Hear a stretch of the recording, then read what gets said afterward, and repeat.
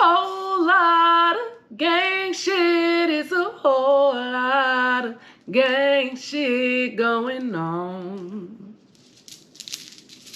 What's happening? What's cracking? How you living? How you living? It's your girl, Lady Rev, and I am here with another episode of Talking Out the Side of the Neck. Shout out from my brother, Brody Hammonds. Go check out his music. It's available on Spotify, Apple Music, all of the above. Check him out. Today's episode might be a little longer. I'm going to try my best to keep it under a certain time limit, because I try to be mindful of people's time, but I will admit it might be a little long because I'm trying to cover some shit. But with that being said, this episode is titled, Friends and Family Can Get It Too. Yes, they can get it too. They can get it too. I'm going to tell you, this is like a side note before we get into the notes. I do not respect motherfuckers that go off on their friends and family very easily, and then you get out in public and you real soft with these strangers. You know what I'm saying? You real kind-hearted with these strangers. You know what I'm saying? You real mindful of how you act, how you portray yourself and your words with these strangers. But with your friends and family, you real frisky, real combative, real aggressive, always ready. Just smoke everywhere.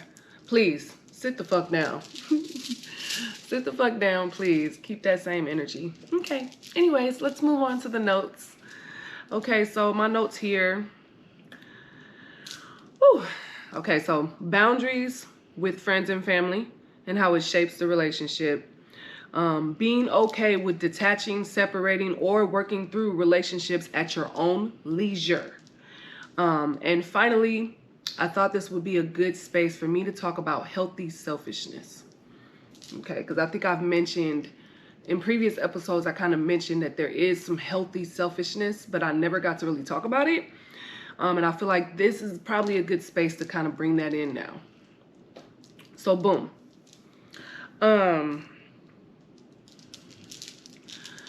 Honestly, the primary difference between friends and family, in my personal opinion, is that you choose your friends and you don't necessarily choose your family. That is literally the only difference, though.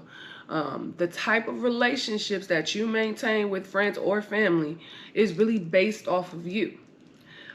What type of boundaries do you have with them? What type of access do you allow? And who does that benefit? So let's just stay on this first note real quick. Boundaries with them and how it shapes the relationship. So boom. Let me just call out that we have a lot of unhealthy relationships with friends and family because we don't practice boundaries. I don't believe that anybody should get full access to you. No one should get full access to your resources, your time, your energy. And no one should have like limitless access to you.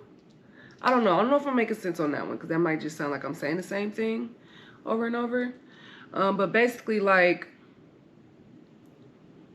you shouldn't be breaking your neck to help your friends and family all the time, especially if that energy isn't reciprocated.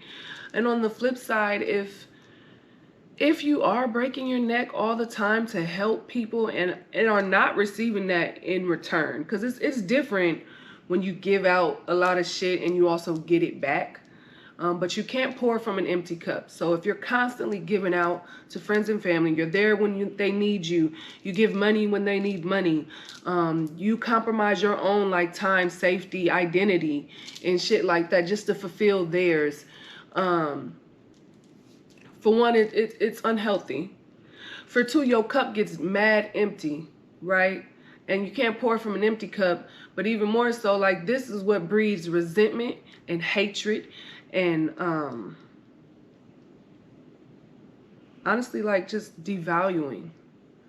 Like I mentioned before, devaluing people is a part of the culture that we live in.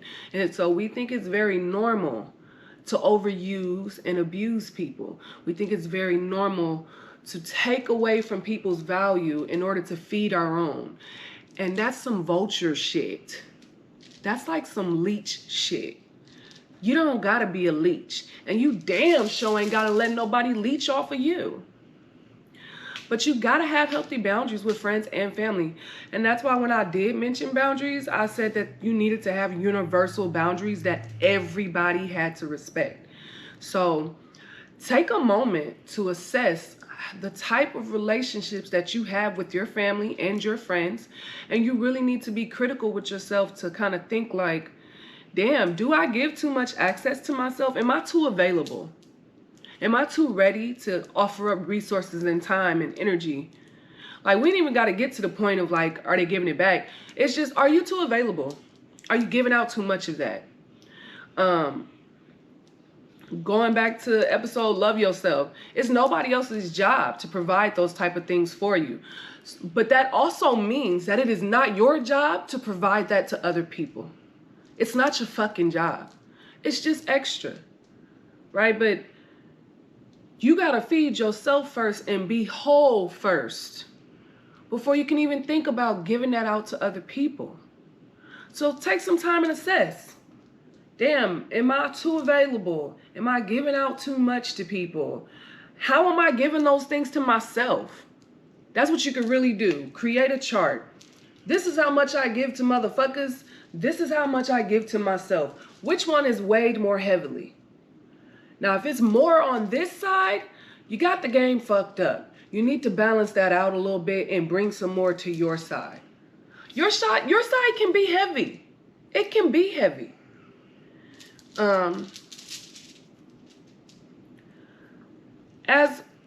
As always, I call it the transitional period of establishing boundaries with folks. This includes friends and family. So if you assess and realize that you don't have healthy boundaries, that you've been too accessible, too open, and too available, you're going to have to start identifying some proper boundaries with those folks, and you're going to have to start, what's that shit? Like establishing that shit, like instituting that shit. So give people time. And watch how it shapes the relationship. So that's that other part, shaping the relationship.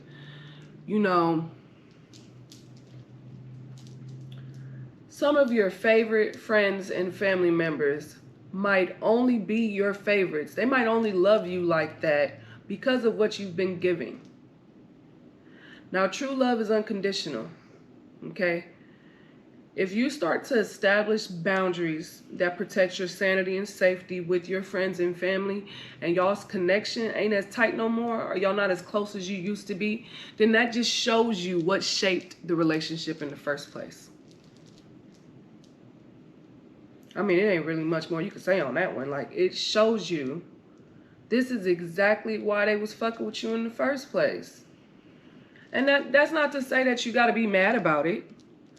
Like, cause we never like punish ourselves for the shit that we do when we didn't know what we was doing.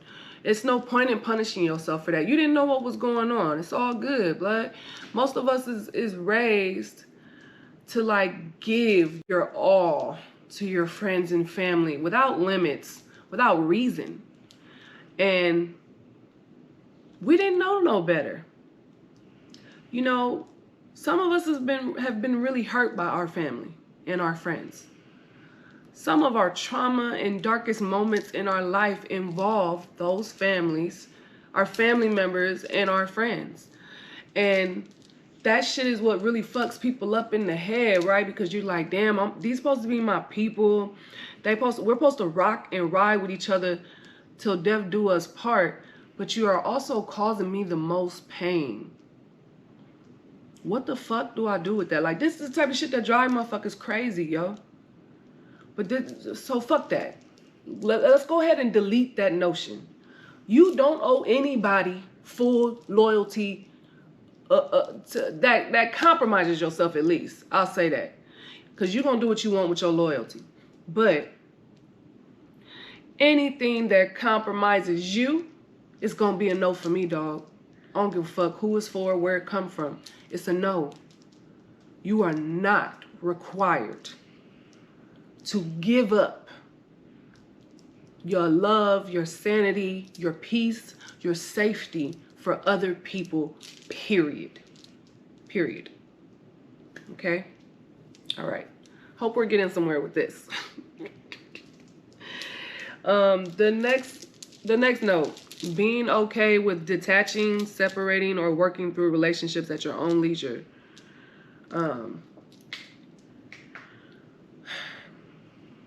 As you start to create more boundaries in your relationships with friends and family, and you start to see how these boundaries shape the relationship, how the lack thereof also had shaped the relationship, you also are going to have to be mature enough. And I'm going to say mature instead of like be a big person type shit, because fuck all that be a big person shit. I would just say maturity, because, or I could say willing to practice progressive communication. Okay.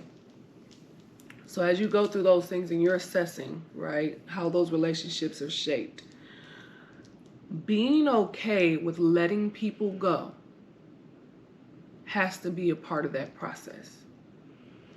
You need to understand that we're healing. And healing gives us a new perspective. It gives us a new version of ourselves. We are elevating here, right? I seen a post today, actually, that was like, trauma changes the brain, but so does healing, right? And so that's what we're doing here. We're literally like, healing is like reprogramming, okay? So some people just can't come with you. You may have had trauma bonds with friends and family in the past, but we don't want to bond over trauma anymore. We're trying to move forward.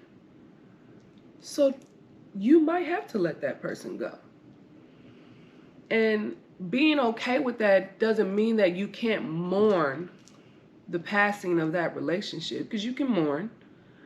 It's more so that don't go back to it.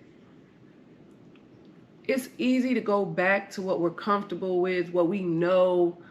That gives us this false sense of security. But that was also the unhealed version of you. You know what I'm saying? Like, the unhealed version of me allowed you to take money from me all the time and never give it fucking back.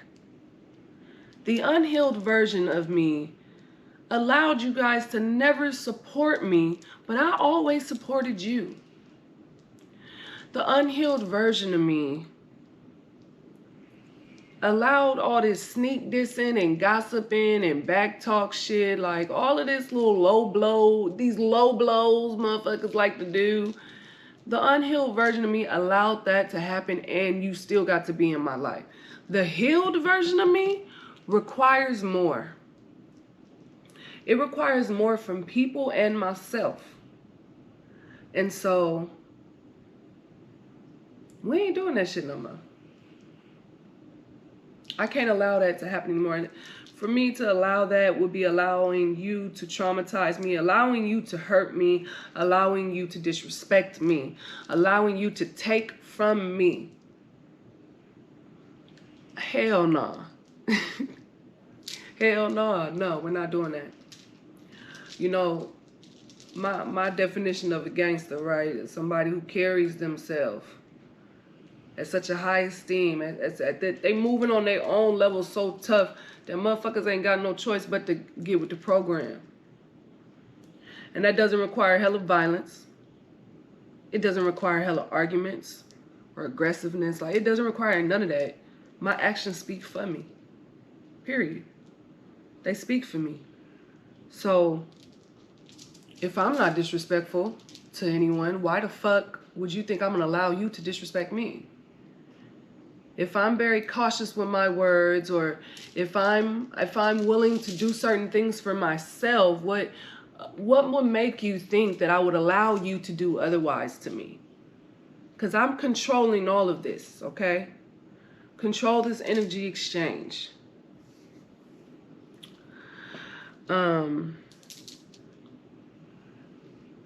Some people will grow with you. So you need to know, you need to learn how to discern when it's time to leave a motherfucker in your past or just give them some space so that they can grow and do the work that they need to do. And then you guys can come back later and figure that out and reattach. But yeah, learning how to communicate effectively or being mature about that process so that people can change too. I guess that's what I want to kind of get at too, is like, I remember talking to one of my friends about this a couple years ago or something, like, you know, we're growing and healing, right? And our growth and healing can feed out to other people. And we need to be conscious of how we create space and allow other people to heal and grow around us.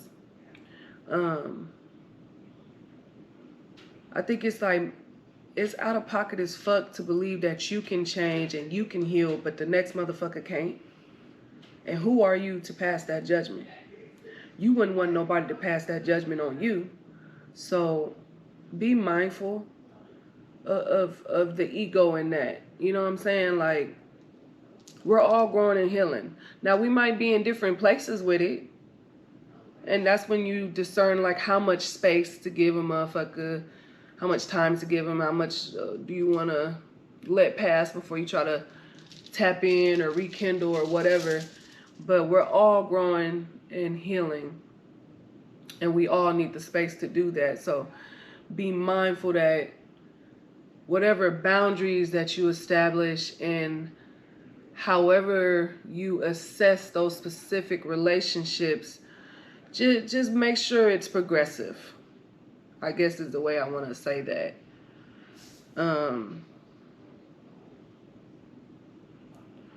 Friends and family can sometimes be our triggers. Sometimes they can be the biggest triggers of all. And I do feel like if you are struggling to master your triggers, because you're healing from that, the best way to deal with that is to give space. Now, if you don't know how to give someone space without it becoming like an end-all be-all, then you might need to take some time to assess what space means to you. And practice that type of communication. Because I don't think it's helpful, because in the episode Creating Self-Confidence, like not doing things too much under pressure and shit. So I don't think it's helpful to be trying to heal and grow and also maintaining connections with your triggers. It's gonna make it really hard. It's gonna make it really, really hard. And the biggest goal is to not make this so hard and so overwhelming that you can't accomplish it. We want you to be able to be successful. We want you to accomplish your healing. We want you to level up, get to your highest self, you know what I'm saying? Manifest your reality. So be gentle with that. And sometimes space is just like, I'm not going to hang out with that person as much anymore.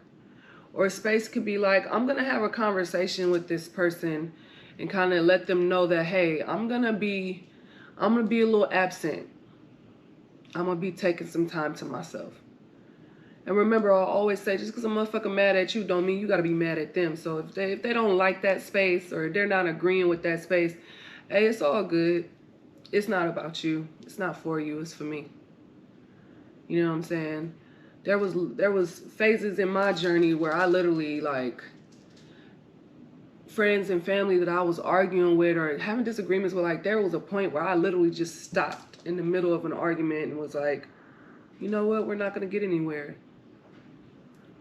You're too mad, I'm too mad. We're not even listening or hearing each other anymore. This is really counterproductive. I think we should revisit this later. You know what I'm saying? If I feel like too much is going on in my life and I'm feeling like kind of lost, I'll go on a fast And then fasting for me is not in the biblical sense, but yeah, I go on a fast, and if I'm about to go on a fast, I straight up let motherfuckers know, like, I'm about to be fasting for 2 weeks. I will not be answering my phone. I will not be on social media. No, I will not be going out to any events or parties or anything like that. I'm going to be fasting. And that's why I said practicing progressive communication or being mature about it, because you have to tell people explicitly, like, state what you're going to be doing.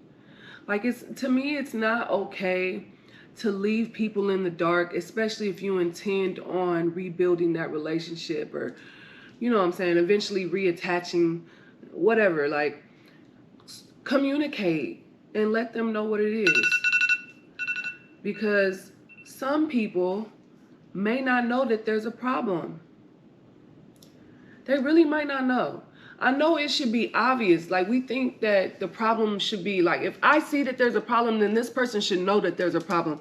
It's really not that simple, because everybody operates in their own little way. They got their own beliefs about shit. They got their own practices. So be willing to let people know straight up, like, hey, I'm not going to be available. I'm not going to be able to participate. I need some time to myself. And if they hit you with the, well, what the fuck you mean you need time for yourself? What the fuck? Like, what you mean? Like, my shit coming up? Like, you need to be there. Look, I love you. I care about you. But I just can't do it. I'm sorry. Sorry, not sorry. But I can't do it. I won't do it. And then you just show them better than you could tell them after that. You know what I'm saying?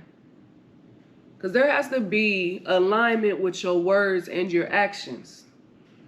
So you can't say one thing and then do the complete opposite. You can't say, like, I need time, and then every time a motherfucker call your name, you're there. Like, that's not time. You know what I'm saying? The more you align your actions and your words, the more a motherfucker will get that the shit is serious. This is real. This is concrete. They ain't playing. They don't do this shit for fun. Like, no, this motherfucker is not finna, it's not gonna happen. So, and doing that at your own leisure. So the own leisure thing is like how you assess your relationships and how you separate, detach, or grow with them is all up to you, because they're your relationships. You cannot be doing those things based on how other people feel or based on how other people see those relationships. You gotta go home and sit with that shit. You gotta go home and sit with it. So do what's best for you. Boom. That leads to healthy selfishness. Okay. All of this, to me, the boundaries, assessing these relationships, you know what I'm saying, giving space to your triggers, stuff like that. To me, all of this is about healthy selfishness. I think that everyone should have a certain level of healthy selfishness. And healthy selfishness to me basically means that I prioritize myself. I look after myself. I love on myself very heavily. And nothing and no one can interfere, distract, or take away from those things in my life. Everyone's presence in my life and involvement in my life is dictated by me. I control all of these things. I do not allow anyone to take too much. I do not allow anyone to hurt me excessively, including myself. I do not allow anyone to dictate my character, my morality, my integrity. I am the captain of this ship. That's healthy to me. Now, I'm not talking about greed. I'm not talking about greed. I'm not talking about taking and keeping so much to yourself that it becomes detrimental. That's not what no, no. And I had to coin it like healthy selfishness because we hear the word selfishness, and it's always associated with something bad. And a motherfucker will use it like it's the worst thing in the fucking world. Like, damn, you're hella fucking selfish. I ain't ate all motherfucking day, and you gonna ask for my last bite of my motherfucking food, and I'm selfish? Well, shit, somebody gotta be. Somebody gotta be. You know what I'm saying? Like, there's people that I would never ask for the last bite of someone's food. Like, if that's the last piece of gum, I don't want your last piece of gum. But you know what? You shouldn't even need somebody to tell your ass that. You supposed to be able to be like, this is my last fucking piece. No, I'm not giving it out. You better go get you some gum. This is my last bite of food. Hell no. What? This food was screaming. Hell no, I'm not giving you no last bite. It's my food. You know, I don't know if I'm making sense, but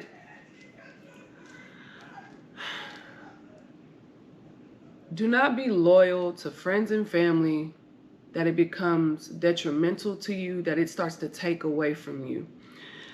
You need to have healthy boundaries with them. And this will keep yourself safe, but it also keeps the relationship balanced. Because when you don't have when you don't have healthy boundaries, when you're not practicing healthy selfishness, you're not assessing how these relationships are shaped and formed, or, you know what I'm saying, you're not being able to communicate or provide space when you need, like, when you're not doing all these things, it's literally like leaving the door open for disappointment and pain and trauma, resentment, like those energy draining emotions that make you feel worthless, that make you feel unloved and devalued. Like,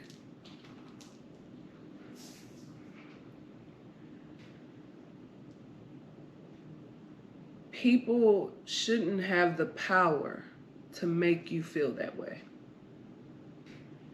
That power should only lie in your hands. And I know it's easier said than done, because like I said, we're literally fighting a whole culture that tells us, like, to put our friends and family above us, to sacrifice ourselves for them. But I don't think it should be that way. And I don't think, I wouldn't consider myself a good friend or family member if I expected people to sacrifice themselves for me. I don't know if people get that. And even my boyfriend, like, you know, we were talking about something one day and he was like, you know, if it came down to the wire, like, I will put you first. And I looked at him, I was like, why? No, put yourself first. You're responsible for yourself. Put yourself first. I can handle mine. I'm going to hold mine. And I'm going to put myself first too. That does not mean that I don't love or that he doesn't love. It doesn't add up to me like that, you know? Love is unconditional. Love is not hurtful. Love does not take. And so you do not have to sacrifice yourself in order for people to know that you love them. And if that's what people are beating on you, then maybe they don't love themselves enough. And they're using you to overcompensate. But it's not your job. It's not your place.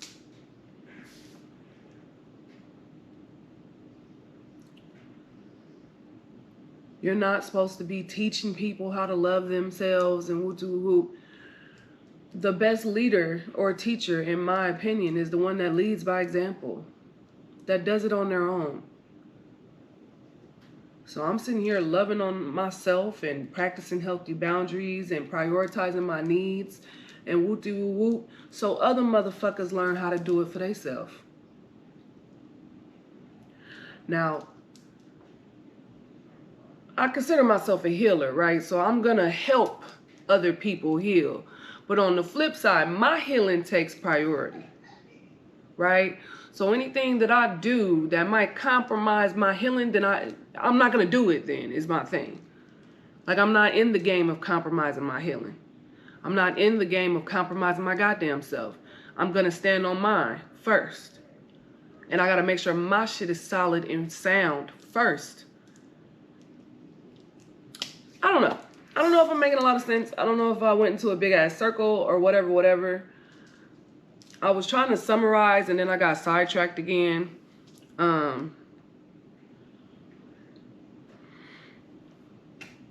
You don't have to give yourself up to show that you love people, but you do need to make, showing love to me is the healthy boundaries, is healthy selfishness, is creating space or detaching from people who do not serve your higher goal and purpose. In order for you to manifest your truest desires and the reality that you want to live in, you have to also take ownership in how you shape, control, and feed into relationships with friends and family. And know your family is not chosen, it is given to you, but you either gonna make the best of it or rebuild. And figure out what that looks like for you. I come from a family of unhealed people. A whole family of them. And it's hella of us. Hella. And I'm only talking about my daddy's side. I'm not even including my mom's side, who I don't even really fuck with. But there was years that I wasn't really around my family. Like literally years. And it wasn't that I don't love them or I don't care about them, but I had to, for my own healing, I had to separate for a little bit. And I did not start coming back around my family until I felt comfortable and confident enough within myself and my abilities to not be triggered. To not feel pulled back down to that level that I fought very hard to get the fuck away from.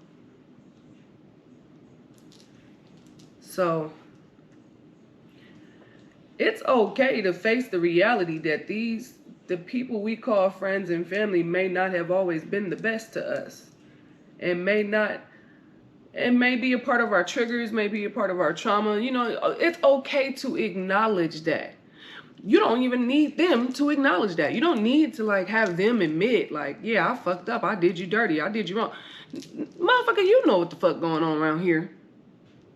And they probably know too. They might not ever speak on it, but who cares? You know. So now you do what you need to do to heal that. If that means separating, that means giving space, that means detaching completely and not turning back. Like, that's all your choice. It's your decision. Figure out which is best for you. And assess why or why not. You know what I'm saying? Like, it's all critical analysis is what it kind of boils down to. And be critical on yourself. Be mindful of how you played into those situations. That's why I said, do you give too much? Are you too accessible? Because if motherfuckers was doing shit to you, or, you know, shit was happening to you, but you were always just, like, available, there, giving out money, like, I think I said in one of these other episodes, like, damn, we ain't finna learn the same goddamn lesson 6, 7, 8 times. If that's the point, then you're the fucking problem. Be real about your assessment. And determine what's most important and valuable to you and to your growth. It can't just be about like, damn, that's my partner for 10 years. I don't want to lead him. That's not enough, baby. That is not enough. That's not enough. Because if that partner for 10 years then put you through hella shit and disrespected you and did you dirty, and what the fuck was the 10 years for? You did that for 10 years? You need to go back to the Love Yourself episode. What's that? Episode, I think that's episode 9. Go back to episode 9 because you don't love yourself enough. And once you start to love yourself, then you can go on to episode 10, which is create you some self-confidence. No, that's 9 or 8. Okay, see, I'm getting lost in the sauce. Neither here nor there. Neither here nor there. But yeah. Okay. That's it. I think I'm rambling. I tried to get to as many points as possible with this subject.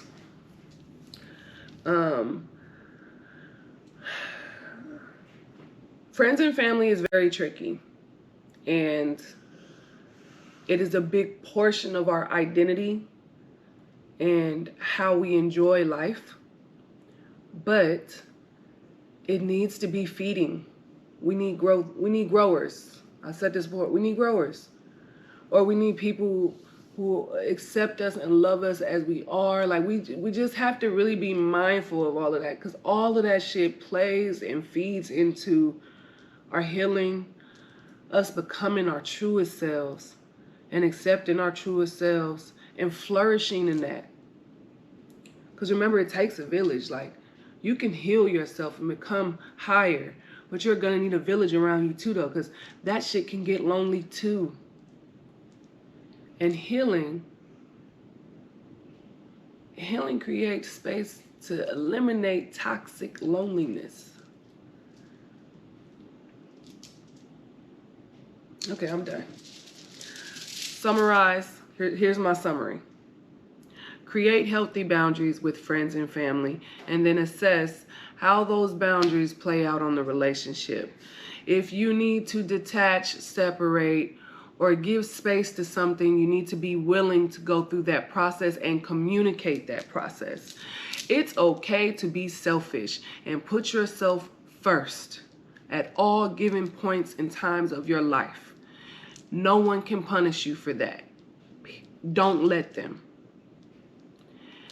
And love yourself enough to have healthy relationships with people. Do not let your triggers continue to be in the room with you. Separate yourself. Command your relationships and the energy exchanges that you have with people. No matter who they are. Parent, sibling, cousin, friend, all of that. Okay? That's all I got. That was an extremely long video and it cut off on me, but I just wanted to give my salutation. Be easy, stay breezy. Don't get kidnapped by no white peasies.